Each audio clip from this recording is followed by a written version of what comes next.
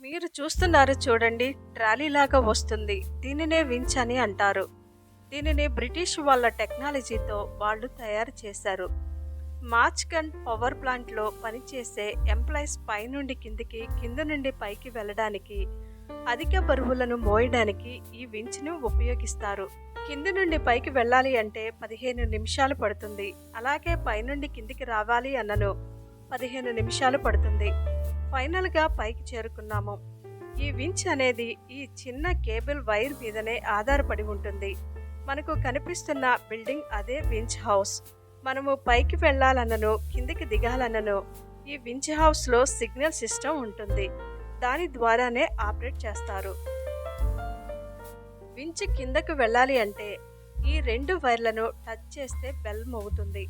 అప్పుడు వించ్ కిందకు కదులుతుంది.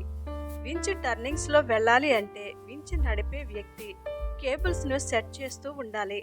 అలా చెయ్యలేదు అంటే వించ్ పట్టాలు తప్పుతుంది. అతను అన్నీ సరిచేసిన తర్వాత పట్టాలపై స్థిరంగా వెళ్తుంది. దీని పూర్తి వీడియో కావాలి అంటే లింక్ డిస్క్రిప్షన్లో ఉంటుంది, తప్పకుండా చూడండి.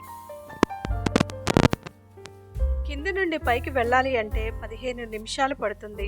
అలాగే పైనుండి కిందికి రావాలి అన్నను 15 నిమిషాలు పడుతుంది. ఫైనల్గా పైకి చేరుకున్నాము. ఈ వించ్ అనేది